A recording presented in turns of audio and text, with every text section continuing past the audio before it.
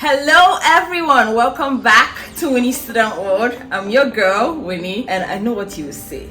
Like, what has been going on with you? Where have you been? I will answer all those questions. In fact, you're going to see an announcement soon that will put like some clarity to what my life is now looking like these days, right? But I am back with new and exciting content. I'm back. Alright, let's go ahead and get started. Today, the topic is how to win over professors and mentors with that email you send when you're trying to apply to graduate school. So, without wasting any further time, let's jump right in.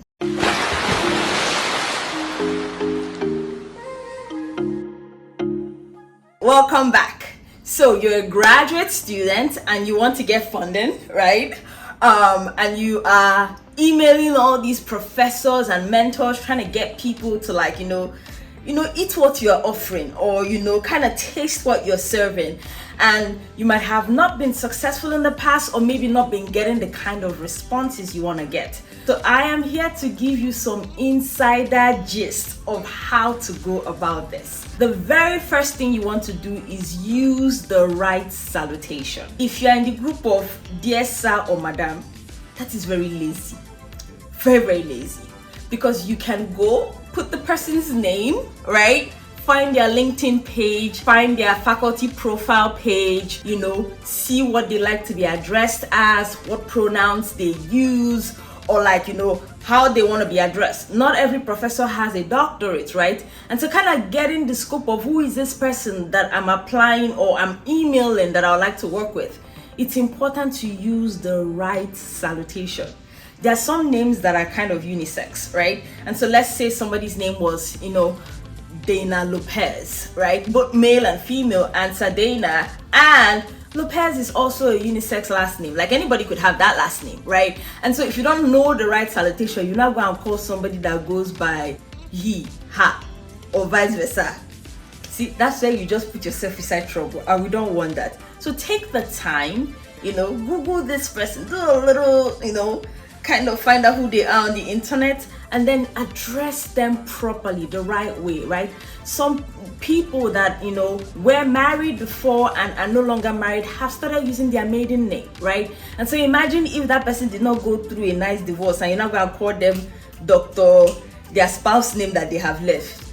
See trouble now, right? So address them the proper way, both with the right title, doctor, Mr., Miss, whatever they go by, or with the right last name, or with the right first and last name. And just personally, I prefer, dear Dr. XYZ, or good morning, Dr. XYZ, right? As opposed to, hi, you're not talking to your house help, So please address people properly, or just a flat out good morning, like anybody could be reading the email, right? I like to think about it this way. Let's say you go to a party and somebody walks up to you, just walks straight to you and just, stretches out their hand and say, hi, are you, Mr., Miss, or Dr. So and so? And you're like, yes. And you shake their hand and they give you a firm handshake and they say, I've really been wanting to meet you. How does that make you feel versus, somebody who just comes and says, excuse me, you look familiar. What's your name again? It's not the same vibe, right? So you want your email to be very direct. It's like, I know you and I've been looking at you from a distance and I like your work, right? Right salutation gets you there. Point number 2, familiarize yourself with their work, right? You're telling this person that you want to be their mentee or their graduate student. You have to know what they do, right? So it's not just research in cybersecurity, or I'm fascinated by your research in, public health policy. About what? What is that specific thing that they do that they are good at, that they have been shining with? Tell them, show them that you know what they are doing, right? An example is, dear Dr. So, right? After you introduce yourself, I am, Winie Adebayo. I have a bachelor's in biochemistry, and I have a master's in biochemistry, and I would love to work with you as a PhD student, right? I have read, and your work is one of the biggest inspirations for my application to want to do a PhD. Specifically, your work on, the use of my cells to understand, how this drug interacts with this particular cancer. It shows that you have read their paper. that you know what you're talking about, as opposed to broadly, I'm excited about your work in biochemistry. What does that mean? Familiarize yourself with their work. Reference a paper that they have published, right? Something that they have done recently, to show them that you know them and you want to tell them that, hey, talk to me, I know you and I can work with you, right? How's that looking? All right, let's go to point number 3. The next thing you want to do is pitch a project that is related to what they are doing. Professors love this. Back in the day, you just want to do PhD, you want to do masters, they will help you figure it out. Now, if you're a student that kind of has a general idea of what they're looking for, come and sit down, right? And so look at their last paper, look at their current project, right? Look at what they're currently doing in their lab, and then pitch something. It could even be a little vague, or it could be specific, depending on how vast you are in the field. I would like to work on XYZ. Do you know where you're going to find that XYZ? Good. That their paper they published on PubMed or whatever website, right? At the end, they will write something that looks like where we're going to take this research further, or some things we would like to do moving forward. Your idea, collect it from there, put it in your own words, show them that you know what you're talking about, right? And do the research, because when they sit down with you on Zoom and you're saying you want to work with them in something specific that they want to work on in the future, don't sound like you have never heard that thing before. How are we feeling? Are you writing all of this down? The next point is recognition of awards and the things that they have done well. We're all human. Who does not like their fire to be fanned, or their head to be getting bigger and bigger? Everybody, this is our jam. Our ego is part of who we are. If they have won an award, they were interviewed by a news station, they have done something cool.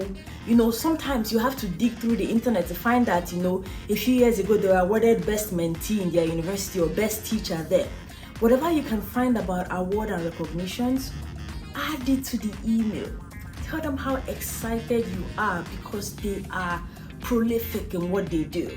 They are excellent, evidenced by all these awards that they have won, evidenced by these news stations they have been interviewed by, evidenced by the fact that their paper was picked up by CNN or picked up by whoever, right? Not everybody might fit into that category, but that's okay. But at least due diligence, like find out, okay, have they done something pretty cool, right? Is there something you could reference in that email that shows that you're keeping up with them, like you know them, you do know them, and when you say you want to work with them, they know that you are coming from a very strong place, right?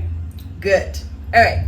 The next point is attach your CV to this email. So after you said these nice things about this professor and why you want to work with them, and you've proposed a project that you want to work with them on, right? Put your CV there. Let them see what you can do. If you have one of those CV that has marital status, religion, tribe, please, I beg you. It's beg. I'm begging you. Stop it. Just stop it. If you need a template, email us. We'll be happy to send you something that you could work with for free. If you need us to look at your CV, make sure it's what it's supposed to be, check out some of our paid services where we help you really spruce that up. And it's quite affordable too. But regardless, make sure that your CV is what it is supposed to be at an international level, right? That you're representing very well in what you're doing. That brings me to the end of this video. See, don't just watch and kind of scoot away. That's not how we do here. Let's some love. How about love, right? Like, subscribe, but more importantly, I want to know your thoughts on this video. What have you done? What did you learn from this? What did I say that is eye-opening to you that you haven't heard before, right? Tell me. I want to know what you learned. You have other things that I didn't say that you like to add, something that maybe worked for you if you're already an international student in the US or Canada. Hello, right? Add it. We're a community. We want to learn together and grow from each other. Do not forget to follow us on our social media pages, and of course, subscribe to our newsletter where we share, updates, details, fun things. Until I come your way again, my name is Winie, and I'll see you in my next video.